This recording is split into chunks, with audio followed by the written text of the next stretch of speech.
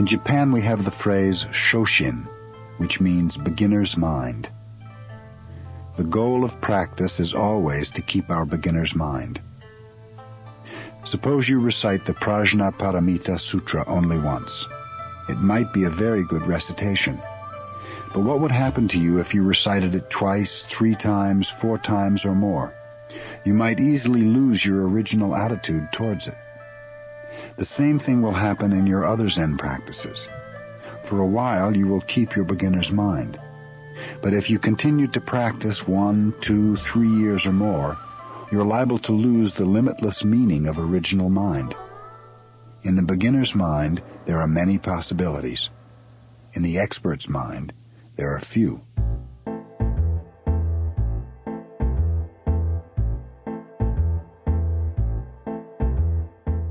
I'm Mike O'Toole, and this is the Unconventionals. The clip you just heard is from Sunju Suzuki's Zen Mind, Beginner's Mind, as narrated by Peter Coyote. Now, we haven't gone soft in the head. We, in fact, have noticed a pretty interesting link between this particular Zen principle and business success in our conversations with unconventional companies. If you're skeptical, let me quote from a different kind of Zen master. Zen practice is about stripping away one's biases, prejudices, and blindness. It is about realizing the essence of things. That's Randy Commissar, partner at Kleiner Perkins, a company synonymous with Silicon Valley innovation. It was Emmanuel Ording, a producer here on the show, that made the connection originally for us.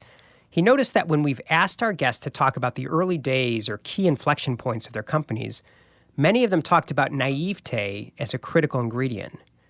But business success, goes the typical thinking, is about expertise, following best practices, benchmarking successful companies, bringing in consultants.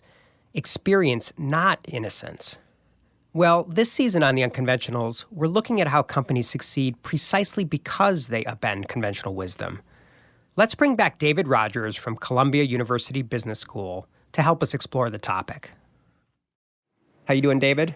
Good, Mike. Thanks for having me back. So I have to say, this one really captured my imagination because the notion that there is something about an advantage that the beginner or the naive mind might have in starting a business is certainly counterintuitive, and the sense that the beginner sees multiple options. But that's not the traditional advice, right? If you're going to start a business, it's an expert's game, right? I think that would be the conventional wisdom. You want to have both sort of disciplined knowledge, and that's why, some people who start businesses have an MBA, right? You learn a lot of core disciplines and management skills, but also you really want to know category knowledge, right? You need to understand how your industry works, who the customers are, what the process is. All those things can be very helpful, but as you said, they can also sometimes get in the way. Yeah, well, I think that's it. And conventional wisdom exists for a reason, but you don't want it to be a straitjacket.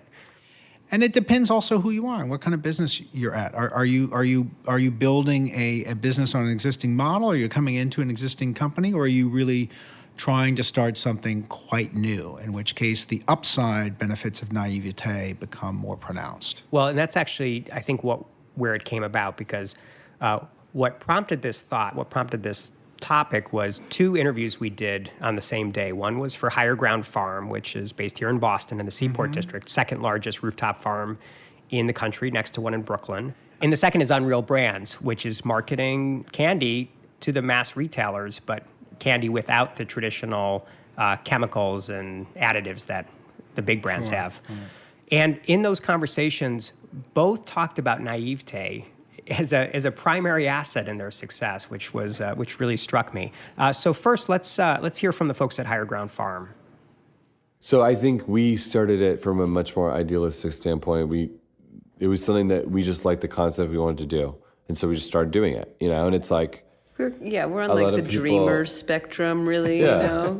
I don't think a lot of people approach it that way. Would approach starting a business that way, and we were like, okay, well, we want to start a business, and this is what we want to do. So we just set about doing it, and the first thing we did was meet with the mayor's office, no business plan, nothing. And they're like, okay, well, come back to us when you have a business plan. Sounds great.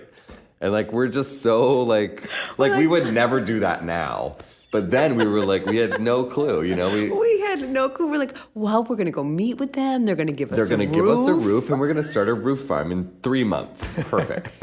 Done. And so, yeah, we came at it very naively, but I think in some ways that was beneficial in the sense that maybe we didn't have the experience with the hurdles, so we just like weren't concerned about them. So I think that shows a couple benefits of naivete, at least for that kind of entrepreneur. I mean, the one thing is it's easier to break the rules if you don't know what the rules are, right? So it can be beneficial if you're in a position of really trying to be innovative and create a new kind of business model. But the second, is they were really undaunted by a whole lot of challenges they were facing because they didn't know what they were. So... Well, yeah, and they thought it was going to be 3 months after they'd be up and running 3 months after meeting the mayor. I think it was 3 years. If they'd known what was involved, they might not have started. Have ever done it, exactly. So I guess that maybe unwarranted optimism is the other benefit. Because if you're an entrepreneur, you really do need to have that optimism. And optimism and naivete are probably pretty close cousins that way. Absolutely. Right? So let's listen to Michael Bronner at Unreal Brands next. Right. And he makes a statement that's actually really similar to Courtney at Higher Ground Farms. But he's not the Brooklyn hipster type, first time starting a business, Founded right? Digitas, a venture capitalist. He's a guy who knows business. So let's take a listen. The naivete, which is the greatest asset of the company, was, well, how would we just show up in, an 8,000 store chain, a 9,000 store chain, and actually, have everybody go, oh, let me go for that. And so, we've been learning our way through this, and we've been refining our thinking about distribution, not in terms of where we want to be someday, but where we should be today and how we grow out from there. So it's very similar words. He talks about naivete as an asset in a way that I love. And I think he's specifically talking about they launched big, and they wanted to be in Walgreens and Target, and they felt like it was just going to take off. Sure, and that maybe wasn't necessarily the right fit for the brand, so they've had to, adjust as they go, as I understand. But I think that's, to go back to the opening statement, that's one of the benefits of naivete is that it does give you more options, Often innovation is about killing certain sacred cows.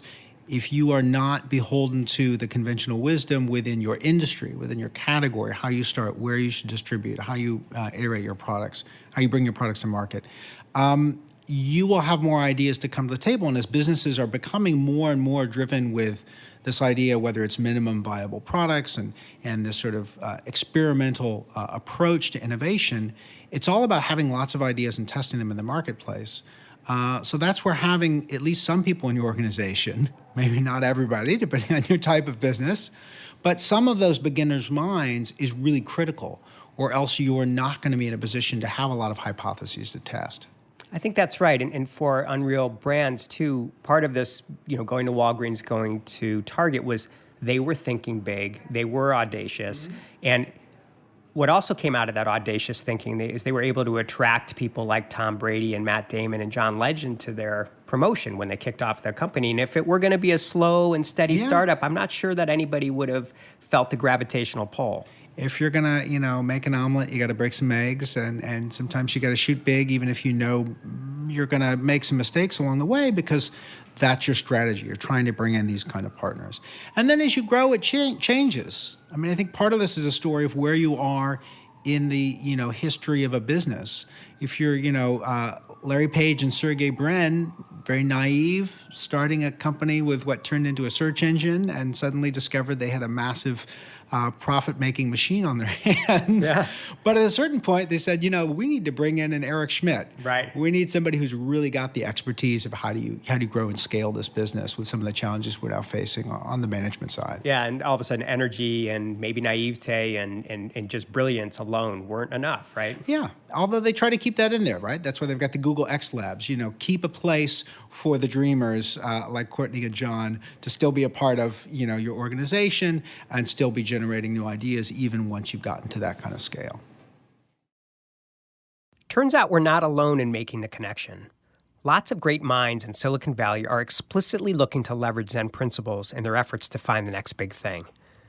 I came across a great article in Fast Co-Design, What Zen Taught Silicon Valley and Steve Jobs About Innovation, by Warren Berger. You should check it out.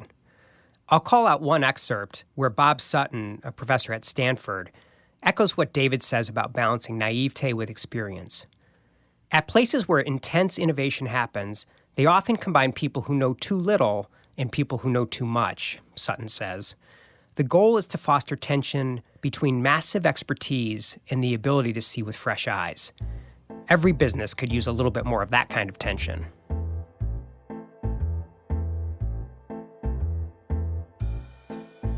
I'm Mike O'Toole, and this is the Unconventionals. We're on the hunt for great stories of disruptive innovation, and we'd love to hear your ideas at facebook.com/unconventionalsradio. Join us next time for our conversation with Mary Ann Fitzmaurice Riley, who spearheaded American Express's Small Business Saturday. We'll discuss how a conversation around corporate responsibility during the recent Great Recession spawned a remarkable campaign that has become a lasting part of small business culture in this country.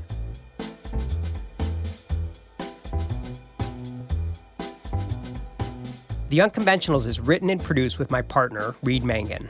Post-production and technical direction by Reed Mangan with Emmanuel Ording and Anthony Gentles. Promotion and distribution by Greg Straface and Graham Spector with Tori O'Neill. Our creative director is Aaron DeSilva. Our executive producer is Phil Johnson for PJA Advertising and Marketing. I'm Mike O'Toole. Thanks again to David Rogers, Higher Ground Farms, and Unreal Candy. To hear more episodes of The Unconventionals, visit radio.agencypja.com. This is PJA Radio.